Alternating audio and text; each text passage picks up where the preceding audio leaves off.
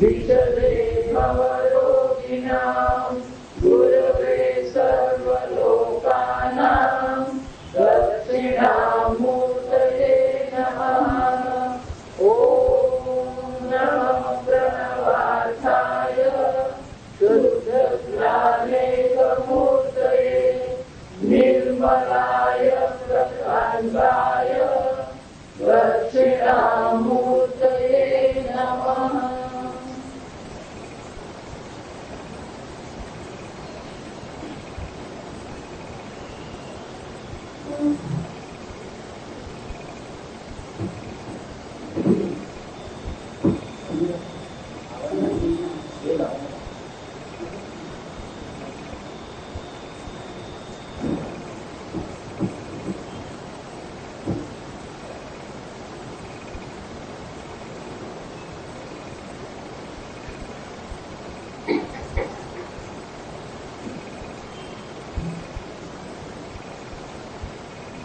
પ્રશ્ન 5નો મંત્ર 4 ઘઉં પછી ખોલવાનું નહીં, ખોલીને તૈયાર બોલાવું ત્યારે બધા અથ યદિ દ્વિમાત્રેણ મનસી સંપદ્યતે સોંતરિક્ષં યજુર્ભિઃ ઉન્નીયતે સોમલોકં સસોમલોકે ભૂતિં અનુભૂય પુનરાવર્તતે પુનઃ એતં ત્રિમાત્રેણ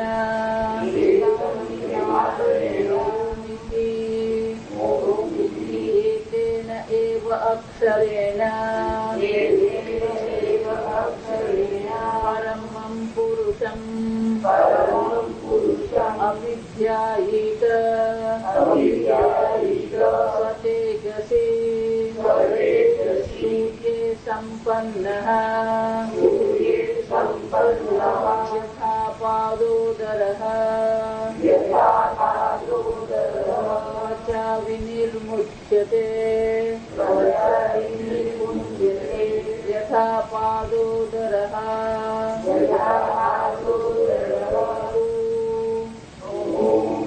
अचा विनिर्मुच्यते एवं हवै सः पाप्मना विनिर्मुक्तः सामभिः उन्नीयते ब्रह्मलोकं सः तस्मात्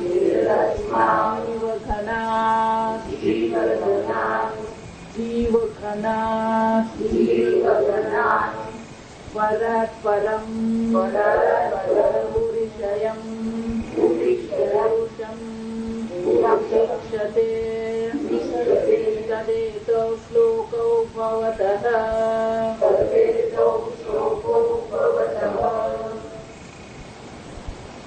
पादोदरः त्वचा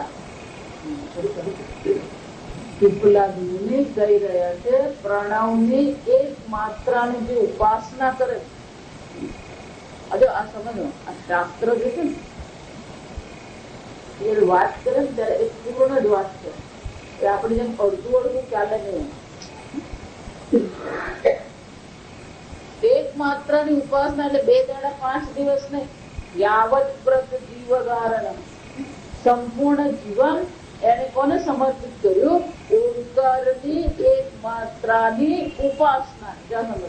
ઉપાસના એટલે શંકરાચાર્ય કહી ગયા એમ અન્ય કોઈ પ્રકારના કર્મ, અન્ય કોઈ પ્રકારની ઉપાસના એ કરતો નથી. બરાબર સમજો, સંપૂર્ણ જીવન એને આ એક માત્રની ઉપાસનામાં સમર્પિત કર્યું છે. પ્રાયાણાંત, કારણ કે પ્રશ્ન શું હતો? જ્યારે સત્યકામ સાહેબે પ્રશ્ન પૂછ્યો ત્યારે પ્રશ્ન એવો પૂછ્યો પ્રાયાણાંતમ એટલે કે મૃત્યુ પર્યંત મરણાંતમ આ શરીરથી એ પ્રયાણ કરે ત્યાં સુધી એ ઉપાસના કરે છે અને એને નાનું ફળ મળે. જો સમજજો, આ ચર્ચા પણ આપણને વૈરાગ્ય કરાવવા માટે જ છે. ખરેખર વસ્તુ શ્રેષ્ઠ છે, એમાં કોઈ ના નથી, પણ આટલું આખું જીવન એને એકમાત્રની ઉપાસનામાં સમર્પિત કર્યા પછી અને મળ્યું તો શું છે? મનુષ્ય લોકની જ પ્રાપ્તિ થઈ. જો સમજો, એટલું જ નહીં, અનેકાની જન્મની આવર્તન દે પછી મનુષ્ય જન્મ પણ પેલો 100 વર્ષનો. જો સમજો, મનુષ્ય જીવન એમ કહીએ આપણે, મનુષ્ય જીવનની વિભૂતિનો મહિમા અનુભવે, એક શ્રેષ્ઠ દ્વિજ બને, પણ આયુષ્ય તો કેટલું છે? 100 વર્ષ. 100 વર્ષ એમ માનો કે 150 વર્ષ. તો પછી તો શું થવાનું છે? એવું નથી કે એક માત્ર ની ઉપાસના કરીએ એટલે મને દિવ્ય મનુષ્ય શરીર મળે 500 વર્ષ જીવે અને 500 વર્ષ પણ ધારો કે જીવે. જ્યાં સમજ, કેટલાક લોકો એવો દાવો કરે, હિમાલયમાં અનેક પ્રકારના યોગીઓ, આપણને ખબર પણ નથી. બહુ વર્ષો પહેલા અમે 4 ધામ ગયા હતા આપડા અનિલભાઈ સર, તો ત્યાં એક ભાઈ અમને મળ્યા. હજી અત્યારે હમણાં મારે એમની સાથે વાત થઈ. એ નાના હતા ને, 12-15 વર્ષના એક ભાઈ હતા.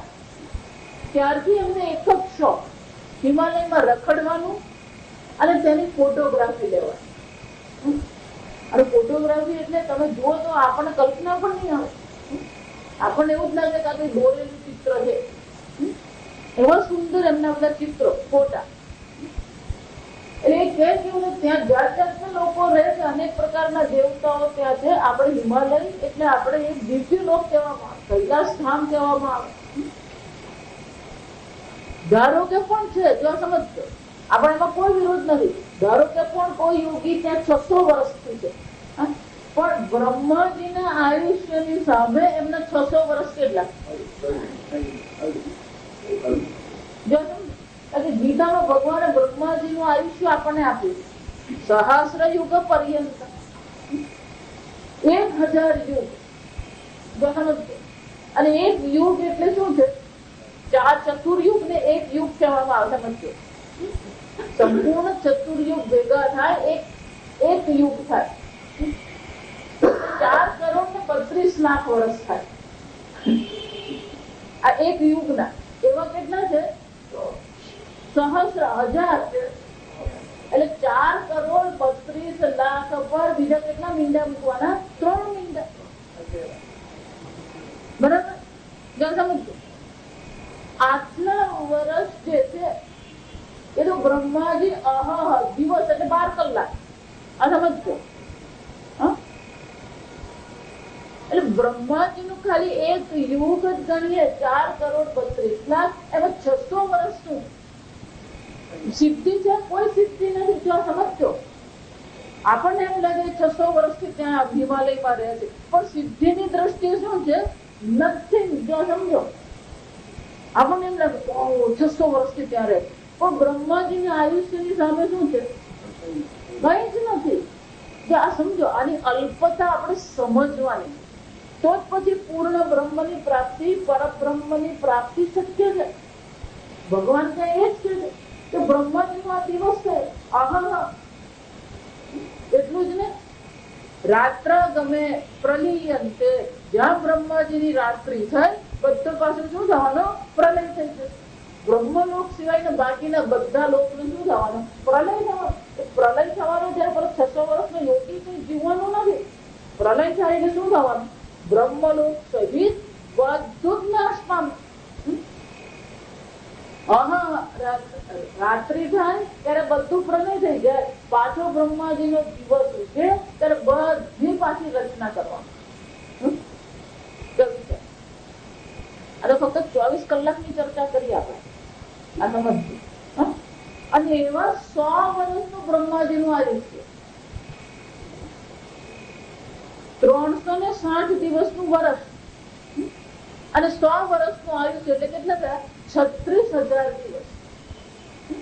એટલે જે તમે ગણતરી કરી 4,32,00,000 એમાં 3 મીંડા ગુણ્યા કેટલા 36,000.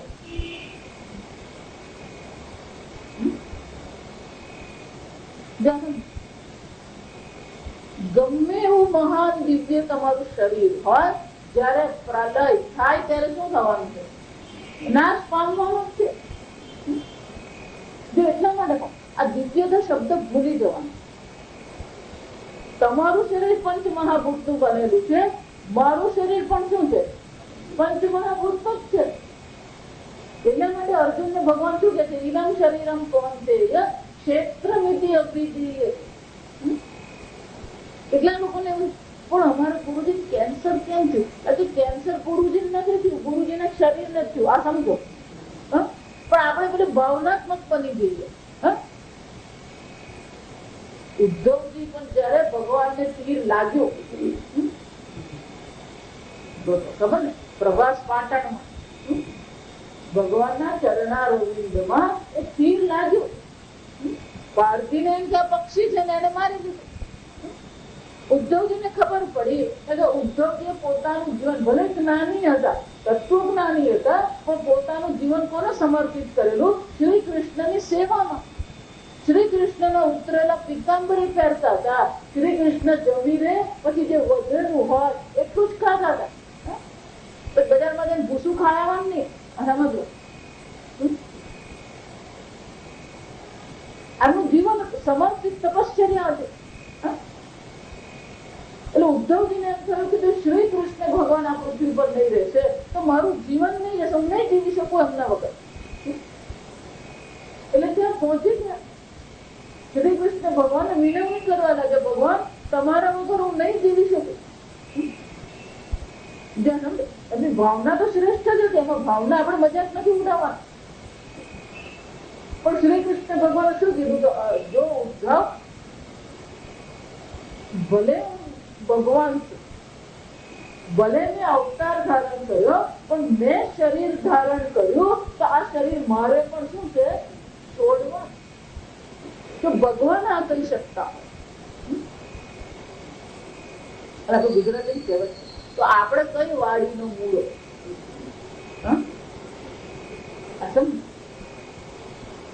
રામજીએ 10,000 વર્ષ રાજ કર્યું.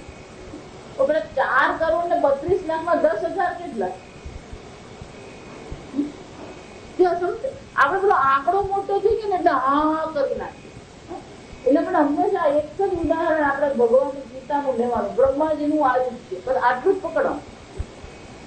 પકડીએ ને તો અંતિમ જ પકડો, એટલે બાકીની બધી વસ્તુ શું થઈ જાય?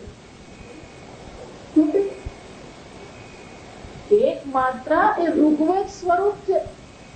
એ ઋગ્વેદની જે ઋચાઓ છે, એ ઋચાઓ એને ક્યાં લઈ જાય છે? મનુષ્ય લોકમાં લઈ જાય છે.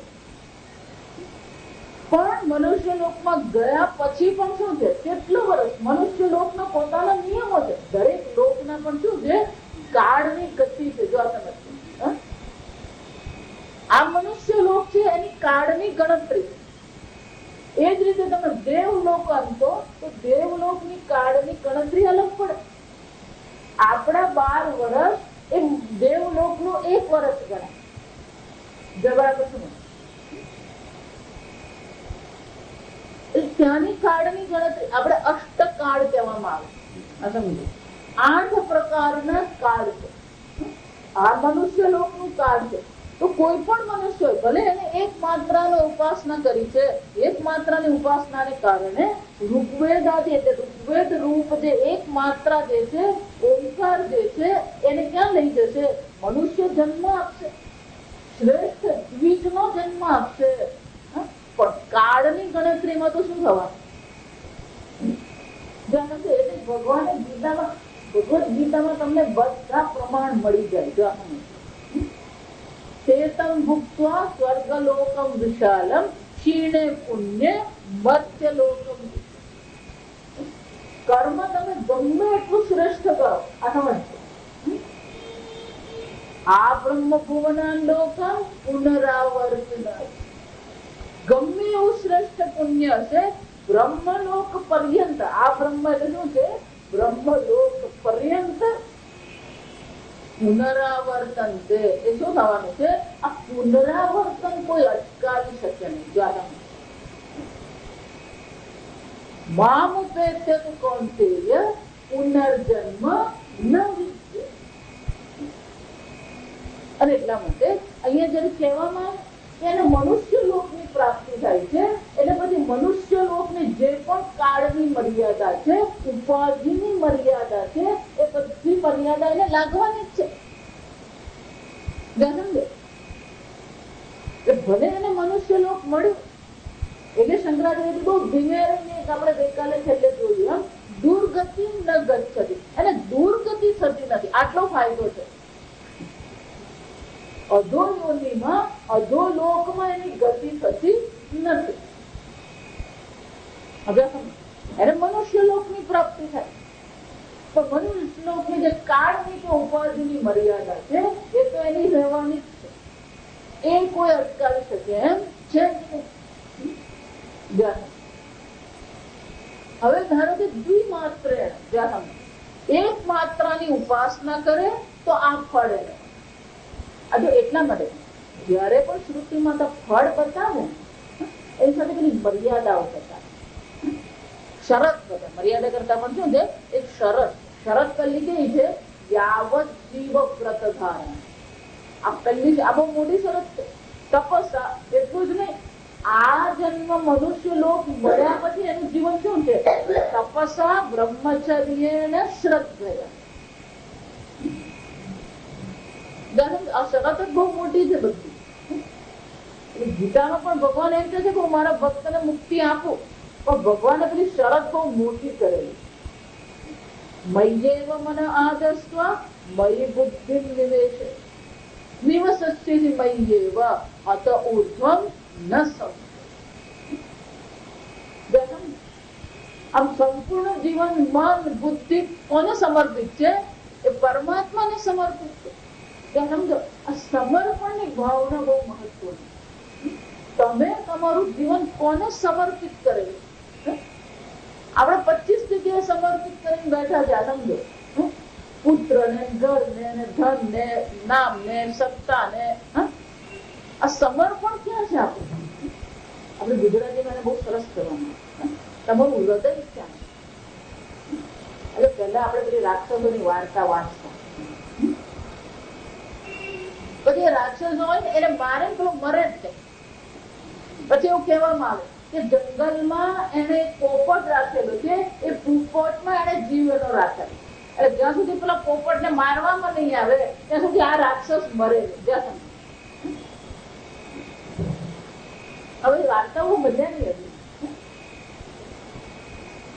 એનો શું છે? તમારો જીવ ક્યાં છે? તમારું સમર્પણ ક્યાં છે? તમારું હૃદય ક્યાં છે? જો એ હૃદય તમારું મોક્ષમાં નથી, એ તમારું હૃદય પરમાત્મામાં નથી. એક વ્યક્તિમાં, એક દેશમાં, એક કાળમાં જો સમર્પિત છે એ અલ્પતાને સમર્પિત છે. અને જો અલ્પતાને સમર્પિત છે તો પછી તમને જે કર્મ ફળ મળે એ પણ કેવું હશે? અલ્પ જ. એમ અહીંયા શ્રુતિમાં તો આપણે કહે છે એક માત્રાને જે સમર્પિત છે એને મનુષ્ય લોકની પ્રાપ્તિ થાય, એની દુર્ગતિ થતી નથી. હવે આગળ કે છે અથયતિ દ્વિમાત્રેણ મનસી સંપદ્યતે. હવે એ ઉપાસના કરે છે ઓમકારની, જો સમજજો, પણ દ્વિમાત્રાની કરે. પેલો એક માત્રાની કરતો હતો, હવે આ શું કરે છે? દ્વિમાત્રાની કરે. પછી જો અહીંયા આ વસ્તુ આવી જાય, તપશ્ચર્યા છે, શ્રદ્ધા છે, બ્રહ્મચર્ય છે, યાવત આજે આ કેટલાક શબ્દો ગોખી જ મારવા. યાવત જીવત વ્રતધાર. આ પ્રકારથી બે માત્રાને જેને પોતાનું મન સમર્પિત કર્યું છે, મનસી સંપત્તિ છે, મનથી એ દ્વિમાત્રાનું શું કરે છે? ચિંતન કરે છે. તો કે એને શું પ્રાપ્ત થાય છે? તો અંતરિક્ષમ યજુભિ ઉન્નીયતે સોમલોકમ. એને શાની પ્રાપ્તિ થાય છે? ચંદ્રલોકની પ્રાપ્તિ થાય. ચંદ્રલોકમાં એને કોણ લઈ જાય છે? એટલે કે છે યજુભિ ઉન્નીયતે. જો આગળ કીધું ઋગ્વેદાદી જે વૃક્ષા જે છે એ વૃક્ષા એને મનુષ્ય લોકમાં લઈ જાય છે. એ જ રીતે અહીંયા આગળ કે છે યજુર્વેદની જે વૃક્ષાઓ જે છે એને ઉર્ધ્વગતિ કરાવે છે. ઉર્ધ્વગતિ કરીને ક્યાં જાય છે? ચંદ્રલોકમાં જાય. સોમલોકે વિભૂતિ અનુભૂય પુનરાવર્તતે. જો મનુષ્ય લોકમાં પુનરાવર્તતે કેવું જ નહીં પડે. શંકરાચાર્ય કહી દીધું અનેકાની જન્મની. કેમ? એ 100-150 વર્ષનું જન્મ છે. પણ અહીંયા કઈ સોમલોકમાં ચંદ્રલોકમાં એ ગયો ત્યાંથી પણ એને શું કરવું પડશે? પુનરાવર્ત. એ ભાષ્ય આપણે અથ પુનઃ યદિ દ્વિમાત્રા વિભાગજ્ઞઃ દ્વિમાત્રેણ વિશિષ્ટં ઓંકારમ અભિધ્યાયેત સ્વપ્નાત્મકે મનસી મનનીયે યજુર્મયે સોમદૈવત્યે સંપદ્યતે એકાગ્રતયા આત્મભાવં ગચ્છતિ સ એવં સંપન્નઃ મૃતઃ અંતરિક્ષમ અંતરિક્ષાધારમ દ્વિતીય માત્ર રૂપમ દ્વિતીય માત્ર રૂપૈઃ એવ યજુભિઃ ઉન્નીયતે સોમલોકમ સૌમ્યમ જન્મ પ્રાપયન્તિ तं यजुषि इत्यर्थः तत्र विभूतिम् अनुभूय सोमलोके मनुष्यलोकं प्रति पुनरावर्तते. अथ पुनः यदि द्विमात्रा विभागज्ञ. આ બે માત્રાનો વિભાગના જાણનાર જે છે દ્વિમાત્રેણ વિશિષ્ટમ ઓંકારમ અભિધ્યાયિત. બીજા કોઈ શબ્દ અભિધ્યાયિત શબ્દ અહીંયા નહીં, એટલે આગળના મંત્રનો એ શબ્દ અહીંયા શું છે સમજી લેવા. તો કે બે માત્રાને જે અભિધ્યાન એટલે કે પૂર્ણતઃ જીવન સમર્પિત કરીને એ ધ્યાન અહીંયા આગળ કરે છે. સ્વપ્નાત્મકે મનસી મનનીયે યજુર્મયે સોમદૈવત્યે. તો કે જયારે કરે છે કેવી રીતે કરે છે? મનસી. બરાબર. મનસી એટલે કે માત્ર માનસિક છે, કોઈ કર્મ નથી. જો એટલા માટે કર્મ કરવું એક વસ્તુ છે, પણ ઉપાસના બહુ અલગ વસ્તુ. માનસ કહેવામાં આવે એને. કર્મને શું કહેવાય? માનસ કર્મ. તમે પૂજા કરો એક વસ્તુ, એ જ પૂજા તમે શું કરો? મનથી કરો. શંકરાચાર્યજી શિવ માનસ પૂજા લખી. આપણે એનો પાઠ કરીએ. પાઠ કરીને જે વાચિક કર્મ કહીએ. પાઠ કરીએ એટલે શું કહેવાય? વાચિક કર્મ છે. ખરેખર લખી ગયા છે કોને માટે? માનસ કર્મ માટે. એટલે એમાં જે કઈ આપણી મુશ્કેલી શું છે? પાઠ કરે એટલે પાઠ કરી ગયા, વાત પતી ગઈ. એમાં શું કીધું છે અને એનો અર્થ શું થાય, એનો શબ્દનો શું અર્થ થાય, આ મને આવડે આવડે એટલે ખાલી બોલતા આવડતું. બાકી એમાં શું કહેવામાં આવ્યું ને કઈ રીતે ભગવાનની પૂજા કરીને ભગવાનનું આસન કેવું છે આ બધું વર્ણન કર્યું. તો એ જયારે શંકરાચાર્યજી આપણને માનસ પૂજા લખીને ગયા તો એ પ્રકારથી મનમાં શું કરવું પડે? આપણે આપણી ભાષામાં એ પ્રકારની કલ્પના કરવી પડે. વિઝ્યુલાઇઝેશન એના અંગ્રેજીમાં શું કહેવાય? એ પ્રકારથી આપણે બધું જોવું પડે કે ભગવાનને આપણે આવાહન કર્યું, ભગવાનને રત્ન ખચિત આસન આપ્યું, જો એક વસ્તુ મનથી કરવાનું ને પછી દરિદ્રતા નહીં રાખવાની.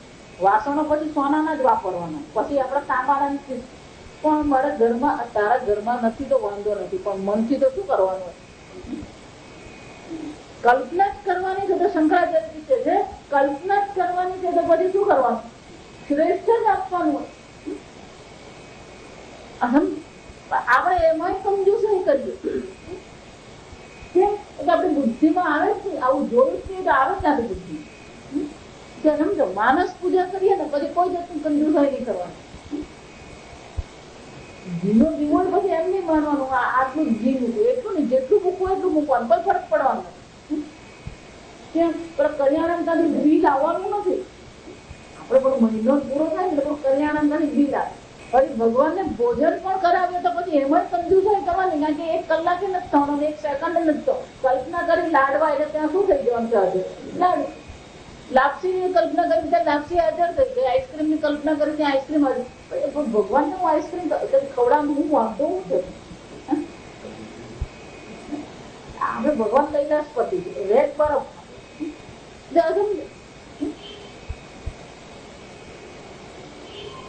બે પાક નહીં કરવાનું. સમજો, માનસ પૂજા કરીએ તો શું છે? ફળ પણ ધરાવે પછી ગણીને 2 સત્વ નહીં, થાળી ભરીને જ લગાવવાનું. જો વિચાર, એટલે એનો અર્થ જો તમે જો ને, માનસ પૂજાનો અર્થ છે બહુ શ્રેષ્ઠ છે. પછી બધું જ છે ત્યાં ભગવાનને આપેલું. પણ એ કલ્પના આપણે કરવી પડે. ગુજરાતીમાં એવું કહે, જે ખાય ને એ ખવડાવે. ખાતો નહીં હોય ને પછી બીજાને ભૂખો રાખે.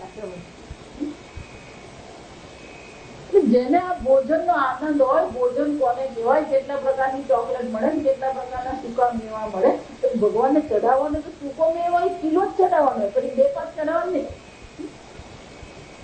પણ આ બધાનું શું કરવું પડે? મનથી આપણે કલ્પના કરવી પડે.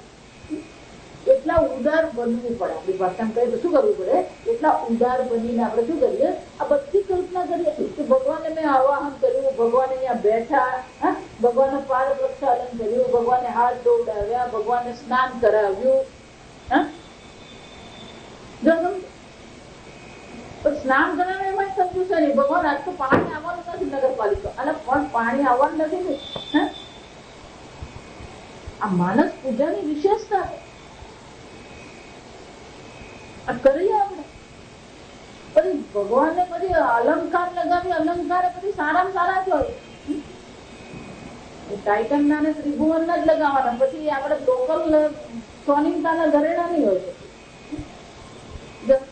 આ બધાની આપણે શું કરવી પડે? કલ્પના. પણ એ કલ્પના ક્યારે થઈ શકે? આપણે આ બધાનું જ્ઞાન હોય, એ જાણકારી, એ માહિતી હોવી જોઈએ. પુષ્પ પણ ધરાવજે, બધી જ જાતના પુષ્પો પછી ભગવાન અત્યારે તો ગુલાબની બહુ સિઝન નથી, એટલે કલ્પના કર. બધી જ ઋતુ છે, બધા જ ફૂલ છે, બધા જ ફળ છે, સૂકો મેવો છે, ભોજન છે, બધું જ છે. માનસ છે તો ઘરે જઈને જરાક એનો અર્થ જોઈએ. બહુ સુંદર અર્થ છે. માનસ પૂજા આપણે પાઠ કરી દે, એનો અર્થ જુઓ ને તો બહુ સુંદર છે અર્થ છે. ભગવાને જગતની બધી શ્રેષ્ઠ વસ્તુ આપણે શું કરવાની છે? અર્પણ કરવાની. પણ એ કલ્પના કરવી પડે. મનસી સંપત્તિ અહીંયા પણ એ જ છે. આગળ માત્ર ને માત્ર કેવું છે? માનસિક. પણ આવું ક્યારે કરી શકીએ? હજી દૂધવાળ આવવાનું બાકી હોય, છોકરા સ્કૂલે મોકલવાનું હોય, માણસ પૂજા થાય. હું હંમેશા બધાને કહું, અમારા સ્વામીજી બધાને કહું, કોઈ ઘરે મળવા આવવાનું હોય અથવા કોઈનો ફોન આવવાનો હોય એ પેલા માળા કરવા બેસવાનું. કેમ? માળા કરીએ તો શું થાય? પછી આવ્યો નહીં, 10 જ મિનિટ છે, પછી માળા, પછી 5 મિનિટ માળા, અહીં આવ્યો નહીં, ગાડી નહીં ખતરી જવાનું. પછી ચિંતન કોનું થાય? એને આવવા દેવાનો, એને બેસાડવાનો, અને પછી એને કહેવાનું મારે માળા કરવાની છે, તું જા. પ્રેમથી કહેવાનું. અને પછી શું કરવાનું? સમજો, આ બોમ્બેમાં આ તકલીફ થાય લોકો. તો અમારે નાઈ ધોઈને તૈયાર થાય માળા કરવા બેસે 6 ને 2 એની ટ્રેન આવશે લોકલ ટ્રેન આ સમજો અને 5:45 કહેવામાં આવે. એને શું કહેવામાં આવે? આંતરિક રીતે આપણે હળવા હોઈએ, આંતરિક રીતે આપણે મુક્ત હોઈએ તો પછી બધું શક્ય છે. પણ આપણે આંતરિક રીતે આપણે હળવા થઈ શકતા જ નથી. કઈક ને કઈક શું ચાલશે? આ ખટપટ ચાલતી જ રહે. ગીતા માટે 6થા અધ્યાયમાં ભગવાનના નિધિધ્યાસન કરવું હોય વિવિધ દેશ ભગવાન 13મા અધ્યાયમાં શું કહે છે? આત્મચિંતન કરવું હોય તો શું કરવાનું? વિવિધ દેશ સેવિત, જ્યાં ઓછામાં ઓછી અવર જવર હોય એ જગ્યા પર આપણે રહીએ. અનતિજન સંસદી, બહુ લોકોના ટોળામાં જવાની પણ શું છે? આપણું સ્વરૂપ હોવું, આપણો આ શું છે? સ્વભાવ બનવો. આપણે તો 5 લોકો ઉભરા ને તો ત્યાં તેની પાસે 6 ઉમેરાઈ દઈએ. સમજો આ ગુણ આપણે શું કરવા પડે? કેળવવા પડે. તો પછી શું થાય? મનસી સંપત્તિ છે, મનથી આ દ્વિમાત્રાની શું થઈ શકે? ચિંતન કરી શકીએ આપણે. એટલે શંકરાચાર્ય બહુ સરસ કહે કે મનસી એવું કેમ કીધું? એટલે કે સ્વપ્નાત્મક એટલે કે મન માત્ર છે. શરીર, ઇન્દ્રિય કે કર્મેન્દ્રિય ત્યાં આગળ કોઈ રીતે કામ નથી કરતું. જયારે તમે સ્વપ્ન જુઓ છો ત્યારે તમારું અહીંનું શરીર, આ ઇન્દ્રિય, બધી વસ્તુ શું છે? અહીંયા જ છે. સ્વપ્નમાં તમારું મન માત્ર છે. તમારું મન સ્વપ્ન જગત બની જાય. તમારા મનથી જ તમે તમારું બીજું શરીર બનાવો. મનથી જ તમે શરીરમાં તમારી ઇન્દ્રિયો છે, મન છે, બુદ્ધિ છે. તો સમજો તમારું આ જે દેહાદિ સંઘાત છે એ સ્વપ્ન જગતમાં તમારું મન શું કરે છે? આ તમારું જેવું દેહાદિ સંઘાત જેવો છે એવો જ બીજો દેહાદિ સંઘાત સ્વપ્નમાં બનાવે. એ જ રીતે તમે માનસ પૂજા જયારે કરો તો સ્વપ્નમાં તમારે ભગવાનની જ નહીં, તમારે પણ ત્યાં હાજર રહેવું પડે. ત્યાં સમજો આ સ્થૂળ શરીર ને આ ઇન્દ્રિય તો શું થઈ જવાનું? અહીંયા જ રહી જાય. એટલે ફક્ત ભગવાનની માનસ પૂજા કરીએ અને ભગવાનના દ્રવ્યની કલ્પના કરીએ નહીં, આપણા પણ દેહાદી સંગાથી ત્યાં શું કરવી પડે? અદા સમજો કરવી પડે કલ્પના કે મેં આ ભગવાનને ચડ્યા તો આપણું ત્યાં શરીર હોવું જોઈએ. શરીર આ હાથ છે, હાથથી આપણે ભગવાનને શું કરીએ? સ્વપ્નાત્મક એટલે શંકરાચાર્ય શું કહે છે? મન માત્ર છે, દેહાદી સંગાત કશું જ નથી. પણ આ પ્રકારથી કરવું હોય ને તો પેલું શરીર આપણું સ્થિર રહેવું. આપણે તો ધ્યાનમાં બેઠા ને ત્યારે બધું ચિંતન તો ઘૂંટણનું તો થતું જ હોય. પાછું ઘૂંટણનું જો ચિંતન થતું હોય તો માણસ કદર થવાની સમજો. એટલા માટે પ્રાણાયામ ને યોગાસન કામના જ છે. નકામાં તો છે આ શરીર સ્વસ્થ હોવું જોઈએ. એક વાર ધ્યાનમાં બેઠા પછી આ શરીર પણ ભૂલાઈ જવું જોઈએ. કારણ કે પછી ચિંતન કોનું છે? દ્વિમાત્રાનું ચિંતન છે. આ શરીર બધું અહીંયા જ છે. આપણે જરાક અવસ્થો અવાજ થાય એટલે તરત મન શું થઈ જાય?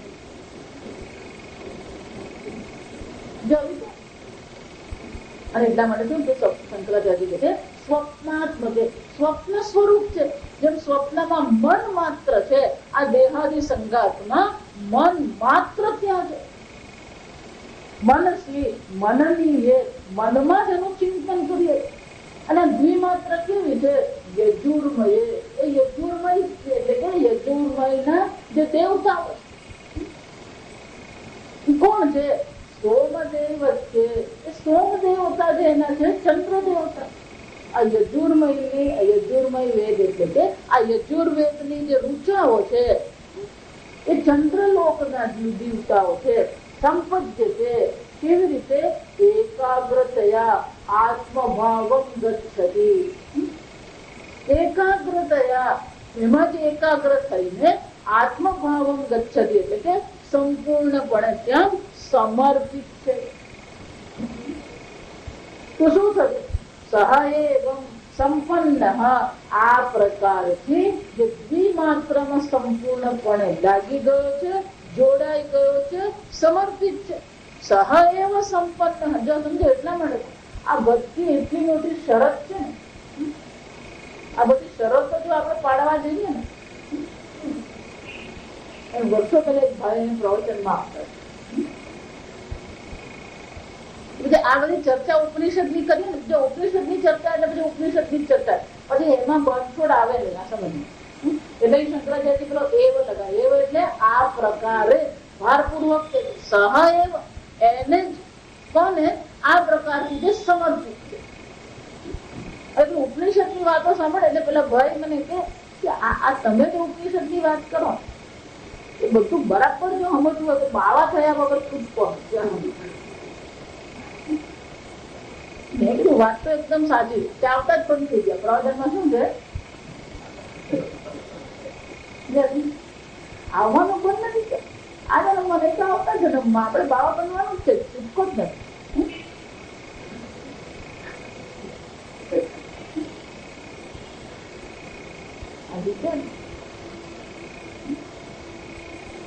મનસી મનથી જ છે કરવાનું.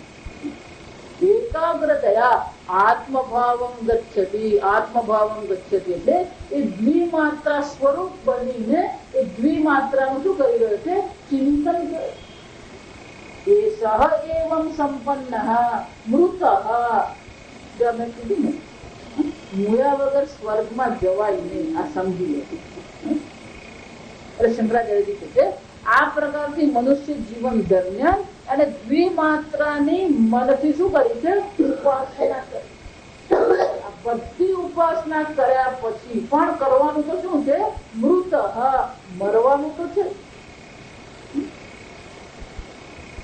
અંતરિક્ષમ, અંતરિક્ષ આધારમ દ્વિતીય માત્રા રૂપમ દ્વિતીય માત્રા રૂપૈ એવ યજુર્ભિઃ ઉન્નીયતે. પછી એને ફળ શું મળે છે, તો કે યજુરની જે ઋચાઓ છે, એ રુચાઓ રૂપી જે દ્વિમાત્રા જે છે જે અંતરિક્ષનો આધાર છે. આ યજુર્વેદની જે રુચાઓ જે છે એ જ રુચાઓનો આધાર છે. અંતરિક્ષ ઉર્ધ્વલોકનો આધાર કોણ છે, આ રુચાઓ યજુર્વેદ. એ યજુર્વેદની રુચાઓ શું કરશે, માત્રા રૂપૈ યજુભિઃ ઉન્નીયતે. એ યજુભિઃ માત્રા વિગ્રહ, આ દ્વિમાત્રા જે યજુર્વેદની રુચા રૂપ જે છે તેના દ્વારા એને શું કરવામાં આવે છે, ઉન્નીયતે, એને ઉર્ધ્વ લોકમાં લઈ જવામાં. આમ આ યજુર્વેદની રુચાઓ ને જે દેવતાઓ જે છે, આ યજુર્વેદની રુચા એટલે દેવતાઓ, રુચા પણ એક એક રુચા કોણ છે, દેવતાઓ.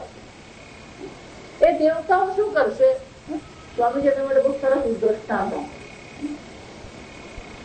તમે પેલી પ્લેનની ટિકિટ લો, એકવાર તમે પ્લેનની ટિકિટ લીધી, તમે એરપોર્ટ પર ગયા, તમારો લગેજ મૂક્યો અને તમારે એનો બોર્ડિંગ પાસ કરાય. એટલે તમે લગેજ ત્યાં આપો, પછી તમારે વિમાનમાં જવા માટે તમને એક આઈડેન્ટિટી કાર્ડ અને બોર્ડિંગ પાસ કરે. એ બોર્ડિંગ પાસ આપે. એકવાર તમારા હાથમાં બોર્ડિંગ પાસ આવે ને પછી તમારે કશું જ કરવાનું નહીં હોય. પેલી એરલાઇનની એર હોસ્ટેસને તમારે કહેવાનું આ મારો બોર્ડિંગ પાસ. પછી શું કરે, હા આવો આવો આવો. તમારા પર એને કઈ વાલ ઉભરાયેલું નહીં હોય, સમજ.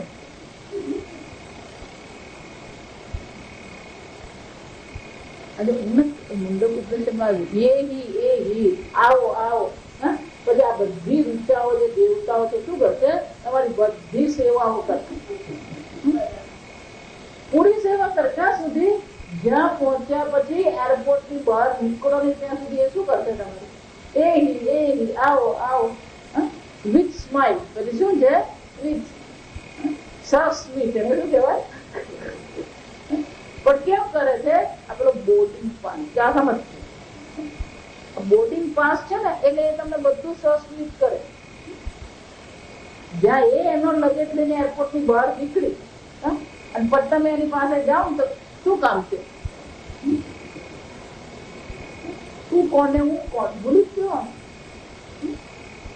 આમ આ ઉપાસના કરી એ ઉપાસનાના પુણ્ય રૂપે આ યજુર્વેદની જે ઋચાઓ જે છે, આ દેવતાઓ જે છે શું કરશે?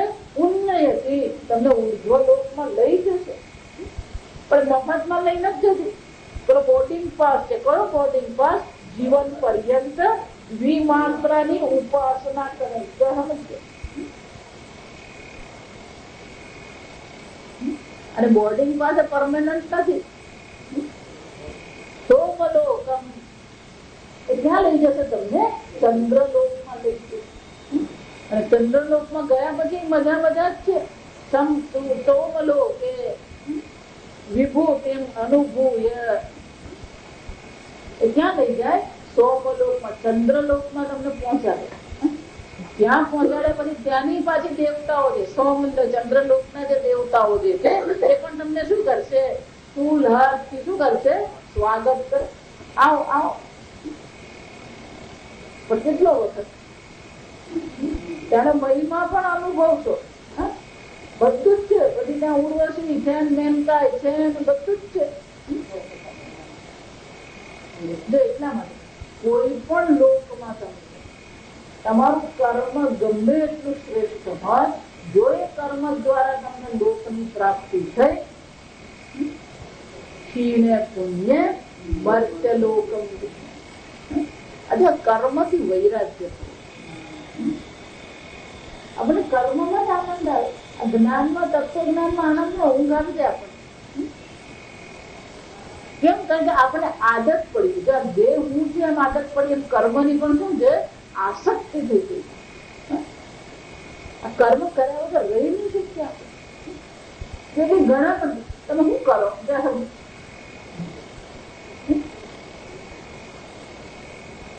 ઘણું કરવાનું છે. આ શાસ્ત્ર બહુ વિશાળ છે.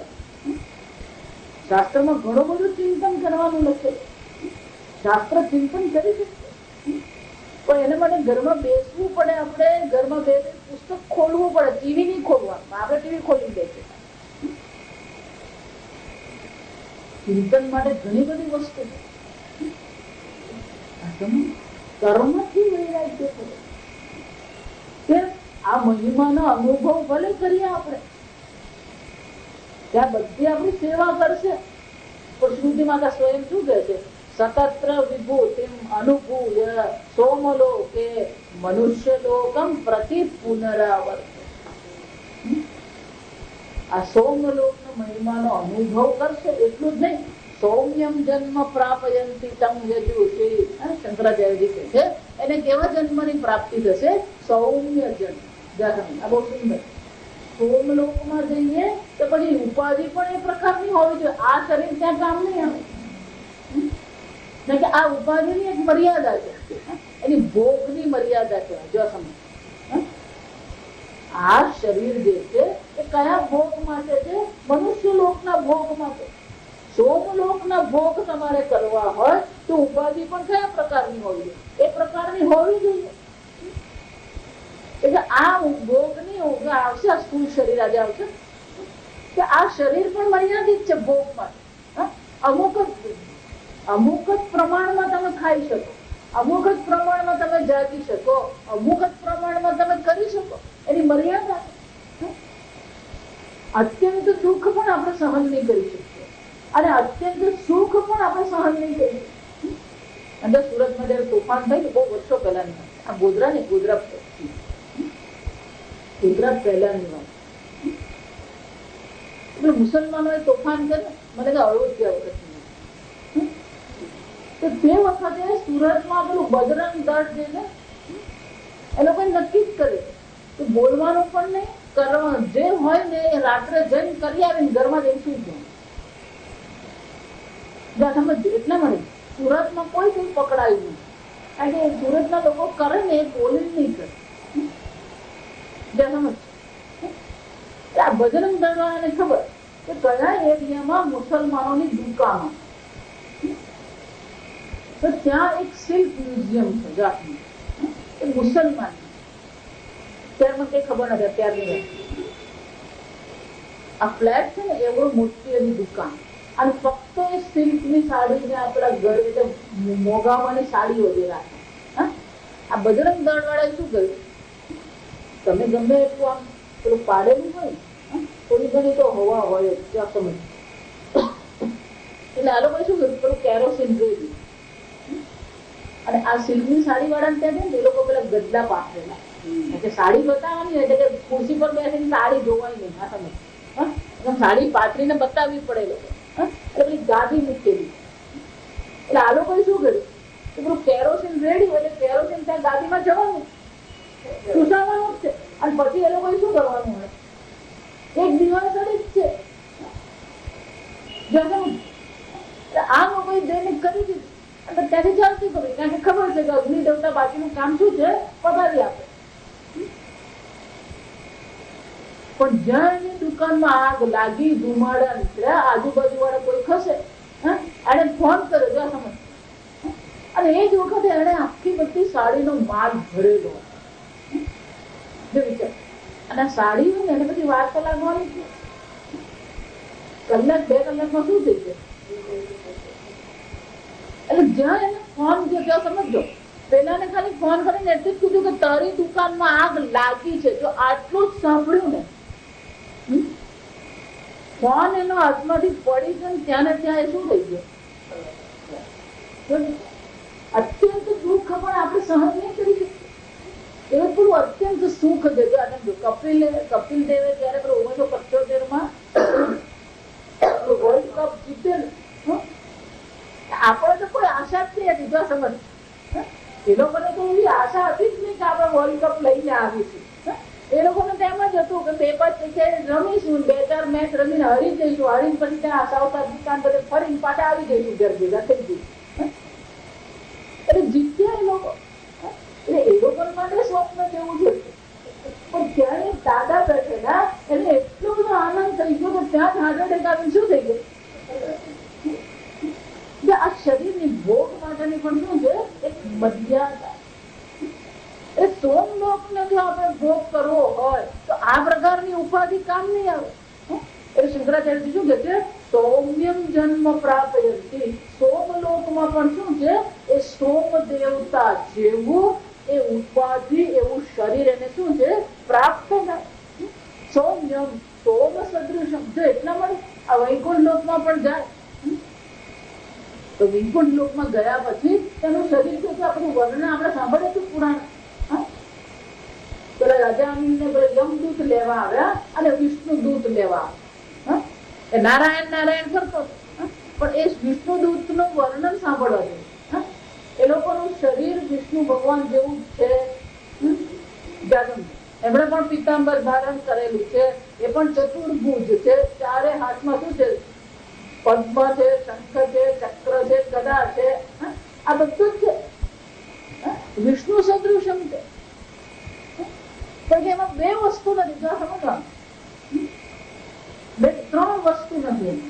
તો વનમાલા નથી. વિષ્ણુ ભગવાન શું છે વનમાળા. પછી વિષ્ણુ ભગવાનની છાતી પર સુવર્ણ રેખા છે લક્ષ્મી ધારણ છે. ભગવાને ત્યાં શું છે લક્ષ્મી ધારણ છે. એ પણ ત્યાં નહીં હોય. અને ભૃગુ ઋષિની કસોટી થઈ. ભૃગુ ઋષિ આ વિષ્ણુ દેવતાની બ્રહ્મા વિષ્ણુ મહેશની કસોટી કરેલી. તો ભૃગુ ઋષિએ ભગવાન મારા આમથી અનંત શયન હતા. ભૃગુ ઋષિએ જઈને શું કર્યું છાતીમાં ઘા કરેલી. અને ભગવાનનું શરીર અત્યંત કોમળ છે એટલે ભગવાનના છાતીમાં શું થઈ ગયું ભૃગુ ઋષિનું ચરણની છાપ છે.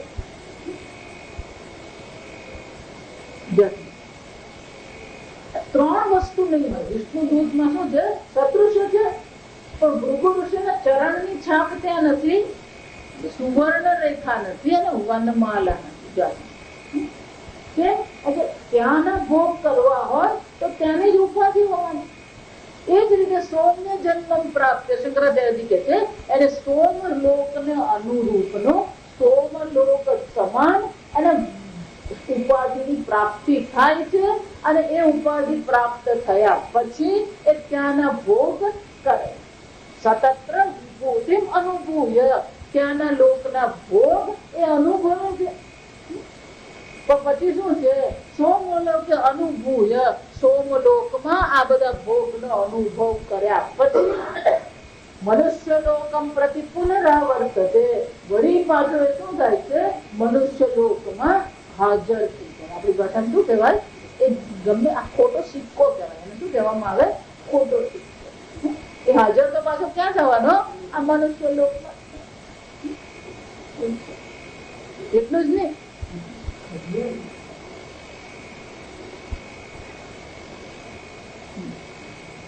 એક રીતે પછી પાંચમા મંત્રમાં શું કહે છે, યહ પુનઃ એતમ ત્રિમાત્રેણ ઓમિતિ એતેન એવ અક્ષરેણ. હવે કોણ છે, ત્રીજો છે. શું કરે છે, આ 3 માત્રાની ઉપાસના. 3 માત્રાની ઉપાસના કરે, ગહન. 1 માત્રાની ઉપાસના કરે, મનુષ્ય લોકની પ્રાપ્તિ થાય. દ્વિમાત્રાની ઉપાસના કરે, ચંદ્રલોકની પ્રાપ્તિ થાય. ત્રિમાત્રાની ઉપાસના કરે એટલે સૂર્યલોકની પ્રાપ્તિ. સૂર્યલોકની પ્રાપ્તિ તો થાય ખરી, પણ ત્યાં ગયા પછી પણ શું છે, એને ફળ એ છે કે સૂર્યલોકની પ્રાપ્તિ થાય, બ્રહ્મલોકની પણ એને પ્રાપ્તિ થઈ શકે. પણ ત્યાં ગયા પછી પણ જો બ્રહ્મ જ્ઞાન પ્રાપ્ત નહીં કર્યું તો શું થવાનું, પાછું એને આ મનુષ્ય લોકમાં આવવું. એટલે પાંચમા મંત્ર બહુ સુંદર રીતે સમજાય. પાંચમો મંત્ર છે બહુ સરસ છે. પછી એ ચર્ચા આગળ ચાલશે. પછી આપણે બ્રહ્મ જ્ઞાન પર, આ તો ફક્ત શું છે, એક માત્રાની ઉપાસના કરીએ તો આ એક કર્મ છે, માનસ કર્મ છે. જે કર્મ છે તેનું કર્મ ફળ છે, અને કર્મ ફળ છે તો એને ભોગ કરવાનો છે. પણ કર્મ સ્વયં મર્યાદિત છે, તો કર્મ ફળ પણ શું છે, મર્યાદિત છે. આમ કર્મથી જ નહીં, ઉપાસનાથી પણ આપણને શું કરાવવામાં આવે છે, વૈરાગ્ય કરાવવામાં આવે છે. ગમે એવી ઉપાસના હોય પણ ઉપાસના પણ છેવટે માનસ કર્મ છે. ઉપાસના પણ શું છે, માનસ કર્મ. અને જે માનસ કર્મ છે તેનું કર્મફળ અવશ્ય છે. કર્મફળ છે તો ગતિ છે, ગતિ છે તો પછી પુનરાવર્તન. અને એટલા માટે કાલે આપણે અસતો મા સદ્ગમય તમસો મા જ્યોતિર્ગમય મૃત્યોર્મા અમૃતમ ગમય. ઓમ પૂર્ણમદ પૂર્ણમિદં પૂર્ણાત પૂર્ણમુદચ્યતે પૂર્ણસ્ય પૂર્ણમાદાય પૂર્ણમેવાવશિષ્યતે. ઓમ શાંતિ શાંતિ શાંતિ. હરિ ઓમ.